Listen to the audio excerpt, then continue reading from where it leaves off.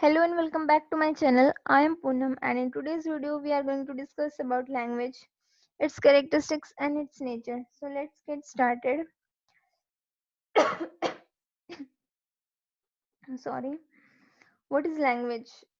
Sorry. What is language? It is concerned with letters, words and formation of sentence. Second, it is man-made communication. Third is it is verbal as well as non-verbal and it requires four skills: listening, speaking, reading and writing. भाषा के अपने खुद के शब्द होते हैं, अक्षर होते हैं और वाक्य होते हैं। भाषा मनुष्य के द्वारा बनाया गया खुद के लिए एक साधन है जो कि वह अपने भाव विचारों को एक दूसरे के साथ प्रकट करने के लिए, एक दूसरे के साथ शेयर करने के लिए इस्तेमाल करता है। भाषा दो तरह की हो सकती है, लिखित रूप और मौखिक रूप। लिखित रूप में जैसे कि हम कह सकते हैं हम किसी को लेटर लिखते हैं या किसी को मैसेज करते हैं, और वर्बल रूप में जैसे कि हम किसी को फोन कॉल करके अपनी फीलिंग्स शेयर करते हैं। और भाषा के चार तत्व हैं: लिसनिंग यानी कि सुनना, स्पीकिंग यानी कि बोलना, रीडिंग यानी कि पढ़ना और राइटिंग यानी कि लिखना। भाषा को और अच्छे तरीके से समझने के लिए हम उसकी दो डेफिनेशंस पढ़ते हैं। According to Oxford dictionary, words and the methods of combining them for the expression of thoughts. Words यानी कि शब्द and the method of combining them यानी कि शब्द और शब्दों को कंबाइन करने का जो मेथड है जिससे कि हम मनुष्य अपने जो भावों विचारों को अच्छे से समझा सके, उसी को ही भाषा कहते हैं। And second definition is, Sweet says language is the expression of ideas by means of which speech sounds are combined into words. Words are combined into sentences and combination of sentences give answering to ideas and thoughts. इनका ये मानना था कि जो speech sounds है वो जब इकट्ठे होंगे, कंबाइन होंगे तो वो शब्द बनाएंगे, और जब शब्द कंबाइन होंगे यानी कि इकट्ठे होंगे तो वाक्य बनाएंगे, और वाक्यों का जो मिलन होगा, कॉम्बिनेशन होगा, उससे हम अपने भाव और विचारों को अच्छे तरीके से समझा सकते हैं। तो अब हम इसके कुछ कैरेक्टरिस्टिक्स पढ़ते हैं। So let's started. First is it has its own system of words, phrases and sentence. भाषा का खुद का ही अपनी एक प्रक्रिया है, यानी कि उसका एक सिस्टम है। क्यों? क्योंकि उसके पास खुद के वर्ड्स होते हैं, फ्रेजेस और सेंटेंसेस होते हैं। और भाषा कोई नैरो कॉन्सेप्ट तो है नहीं कि भाई उसका कोई सिस्टम नहीं होगा। प्रॉपर वे है उसको सीखने का, उसको याद करने का, उसको बोलने का, तो उसका खुद का एक अपना सिस्टम है। Language is very very much broad concept. भाषा को सीखना कोई चाय की कप की बात नहीं है कि it means learning a language is not a cup of tea to everyone. Second is it helps man to live in the society. भाषा मनुष्य को समाज में रहने के लिए प्रेरित करती है, क्योंकि समाज में रहेगा मनुष्य तो वह अपने विचारों का आदान प्रदान करेगा, और बिना भाषा के विचारों का आदान प्रदान नहीं हो सकता।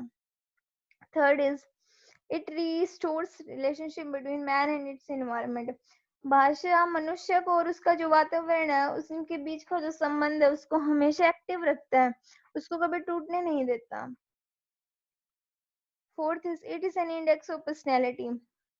भाषा एक ऐसा साधन है जिससे कि मनुष्य का जो भारी उसका दिखावा, उसकी बॉडी की जो पर्सनैलिटी है उसको शो करता है। Fifth is language is means of communicating ideas, thoughts, feelings and emotions etcetera. ये बहुत ज्यादा मेन पॉइंट है। इस पॉइंट को आप डेफिनेशन में भी लिख सकते हो, इसके कैरेक्टरिस्टिक्स में भी लिख सकते हो, और ये पॉइंट इसके नेचर में भी आएगा। तो ये है कि जो भाषा है वो अपने विचारों, भावों को, अपनी आइडियाज है, हमारी जो दुख की बातें, हमारी जो खुशी है, उनको उनका आदान प्रदान करना ही है। कि जब हम हमारे जो विचार हम सामने वाले इंसान को समझाते हैं, तो बस यही भाषा की, बिना भाषा के हम आदान प्रदान नहीं कर सकते अपने विचारों का। And the last is, it is a powerful tool which has made human civilization and culture. भाषा है तभी हमारी जो संस्कृति है वो आज तक चल रही है। अगर भाषा ही नहीं होगी तो हमारी आने वाली पीढ़ी है, उन्हें कैसे पता चलेगा कि हमारे उनके जो पूर्वज थे वो कैसे थे, क्या क्या काम होते थे, कैसी पढ़ाई थी। अब हमें पता चल रहा है कि हमें हिस्ट्री में काफी चीजें पता चलती है कि आज इंदु इंदु सिविलाइजेशन में ये हुआ, हमें कोई ऐसी चीज मिली बहादुरगढ़ में। आज just for an example I am taking Bahadurgarh name, I am not from Bahadurgarh if you think. So हम चलते हैं इसमें अगेन। तो मतलब जो हमारी जो एक संस्कृति है उसको एक्टिव रखता है। क्यों? क्योंकि हमें रिटन में काफी सारी मटेरियल मिल जाते हैं हमारे हिस्ट्री से रिलेटेड। हमारी आने वाली पीढ़ी, आज भी हम काफी चीजें लिख के रखते हैं तो हमारी आने वाली पीढ़ी के लिए वो एक रिजर्व का काम करेगी। उन्हें पता चलेगा कि हमारे पूर्वज कैसे थे। तो भाषा उसमें भी हमारा जो कल्चर है, हमारी संस्कृति है, उसको जिंदा रखने का काम भी करता है। अब आते हैं उसके नेचर की बात। सो स्टार्ट करते हैं इसके नेचर कि उसकी प्रकृति कैसी है। Language is learned, it is neither automatic nor mechanical, it required practice, we make efforts to learn it and to understand it. जाहिर सी बात है कि हम भाषा को याद करते हैं, याद कर सकते हैं। मेनली जो हमारी नेटिव लैंग्वेज होती है, हमारी जो मदर टंग होती है, उसको तो हमें याद करने की जरूरत नहीं पड़ती। वो तो हमें बाय नेचर, हमारा जो इन्वायरमेंट हम उसमें रहेंगे तो उसमें सीख जाएंगे। लेकिन जब हम कोई न्यू लैंग्वेज सीखते हैं, नई भाषा सीखते हैं, तो उसको हमें याद करना पड़ता है, उसकी बार बार प्रैक्टिस करनी पड़ती है, हमें उसमें मेहनत लगानी पड़ती है, तभी कहीं जाके हम उसको सीखते हैं। Second is language is a system. Language is complex whole as like human body. Human body works with different organs like hearts, lungs, ears, eyes, etc.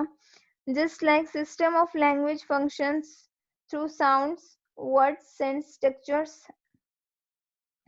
जैसे कि एक मनुष्य का शरीर होता है, उसको काम करने के लिए बहुत सारे ऑर्गन्स की जरूरत होती है, जैसे कि हार्ट, लंग्स, ईयर, आईज। उसी तरीके से जो लैंग्वेज है उसका फंक्शन भी कॉम्प्लेक्स है। ह्यूमन बॉडी कॉम्प्लेक्स है क्यों? क्योंकि उसमें बहुत सारी चीजें होती है, बहुत सारे ऑर्गन एक साथ काम करते हैं। उसी तरीके से जो लैंग्वेज का फंक्शन है, लैंग्वेज को फंक्शन करने के लिए भी बहुत सारी चीजें एक साथ काम करती है, जैसे कि साउंड्स हो गया, words and structures. And third point is language. Language is the system of symbols. यहाँ पे symbols का मतलब है कि शब्द। It is system of symbols and every word, phrase or sentence represents some idea or objective. भाषा में हर एक शब्द, हर एक सेंटेंस यानी कि वाक्य, हर एक फ्रेज कुछ ना कुछ आइडिया हमें देता ही है। हम कोई भी फॉर एग्जांपल ले सकते हैं कि जो ट्रैफिक लाइट में लाल बत्ती दिखती है तो हम समझ जाते हैं कि अभी हमारे व्हीकल को रुकना है। जब पीली बत्ती आती है तो हम समझ जाते हैं कि अब हमें जाने के लिए तैयार होना है। और जब हरी बत्ती आती है तो हम चल पड़ते हैं। उसी तरीके से just like language is a system of symbols, the symbols being words, language functions in an effective manner when the symbols used are known to both the speakers and the listeners.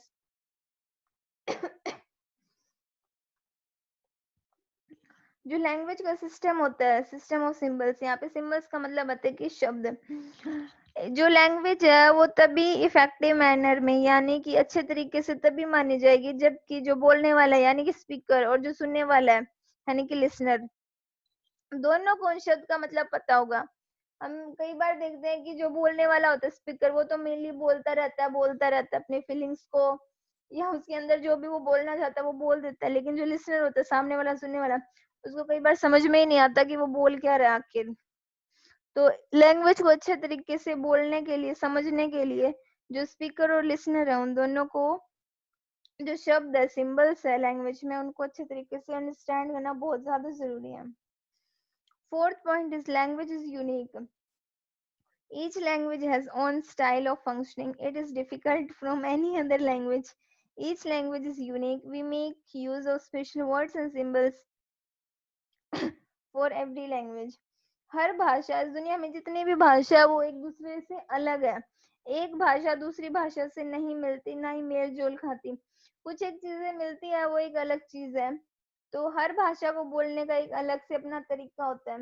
Hindi भाषा को हम हिंदी बोलते हैं, English को हम English में बोलते हैं, फारसी हम उसकी एक अलग स्टाइल है उसको बोलने का, गुजराती भाषा को बोलने का एक अलग स्टाइल है।